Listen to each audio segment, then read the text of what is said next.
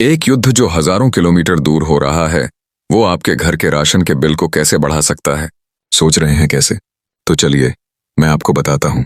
लेकिन उससे पहले आप वीडियो को लाइक एंड चैनल को सब्सक्राइब कर दीजिए और कमेंट में जय श्री राम जरूर लिखें। उर्वरक की कहानी 3 चीजों पर टिकी है: नाइट्रोजन, फास्फोरस और पोटेशियम। इन्हें संक्षेप में एनपीके कहते हैं। ये वो पोषक तत्व हैं जो पौधों को बढ़ने में मदद करते हैं, हमारी फसलों को पोषण देते हैं। अब सवाल ये है कि ये एनपीके आते कहाँ से हैं? इनका एक बड़ा हिस्सा मध्य पूर्व और उत्तरी अफ्रीका जैसे क्षेत्रों से आता है। ये वो इलाके हैं जहां राजनीतिक अस्थिरता और संघर्ष की खबरें अक्सर आती रहती हैं। सबसे पहले इन महत्वपूर्ण पोषक तत्वों की सप्लाई रुक जाएगी या बहुत मुश्किल हो जाएगी। जहाजों का चलना बंद हो जाएगा, खदानों में काम रुक जाएगा और ट्रांसपोर्टेशन की लागत आसमान छूने लगेगी। भारत पर असर। किसान और आपका बिलाप बात करते हैं भारत की। भारत अपनी खेती के लिए इन उर्वरकों का एक बड़ा हिस्सा आयात करता है। हम इन पर काफी निर्भर हैं। अगर अंतर्राष्ट्रीय बाजार में इनकी कीमतें बढ़ती हैं या इनकी सप्लाई में कोई भी दिक्कत आती है तो इसका सीधा असर भारत पर पड़ेगा। सरकार क्या करती है? वो किसानों को महंगे उर्वरक खरीदने में मदद करने के लिए सब्सिडी देती है। यानी अगर एक बोरी खाद 1000 रुपये की है तो सरकार शायद 500 रुपये खुद दे और किसान को सिर्फ 500 रुपये देने पड़े। लेकिन अगर अंतर्राष्ट्रीय बाजार में वही बोरी 2000 रुपये की हो जाए तो सरकार को 1500 रुपये की सब्सिडी देनी पड़ेगी।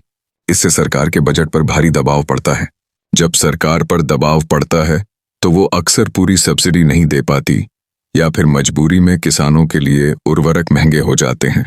महंगे उर्वरक का मतलब है किसानों की खेती की लागत बढ़ जाना। और जब खेती की लागत बढ़ती है तो किसान क्या करेंगे? वो अपनी फसल महंगी बेचेंगे। आपकी रसोई तक पहुंचता असर जब फसलें महंगी होती हैं तो इसका सीधा असर आपके किराने के बिल पर पड़ता है। गेहूं, चावल, दालें, सब्जियां, सब कुछ महंगा हो जाता है। एक दूर बैठा युद्ध जिसके बारे में शायद आप रोज सोचते भी नहीं, चुपचाप आपकी रसोई में घुस आता है और आपके महीने के बजट को बिगाड़ देता है। भारत के कदम और आगे की राह भारत सरकार इस खतरे को समझती है। वो अब लंबी अवधि के लिए उर्वरक आयात सौदे कर रही है ताकि भविष्य में सप्लाई की कमी ना हो। साथ ही वो देश में ही उर्वरक उत्पादन को बढ़ाने की कोशिश कर रही है ताकि हम दूसरों पर कम निर्भर रहें। किसानों को भी ये सिखाया जा रहा है कि उर्वरकों का समझदारी से और कम मात्रा में इस्तेमाल कैसे करें जिससे बर्बादी कम हो। लेकिन असली समाधान तभी निकलेगा जब हम उर्वरकों की मांग और सब्सिडी बांटने के तरीके में बड़े बदलाव करें।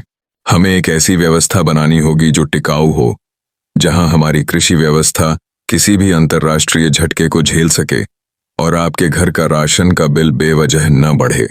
तो अगली बार जब आप अपनी थाली में खाना देखें तो याद रखें कि उस भोजन के पीछे हजारों किलोमीटर दूर हो रहे एक युद्ध का भी अप्रत्यक्ष असर हो सकता है।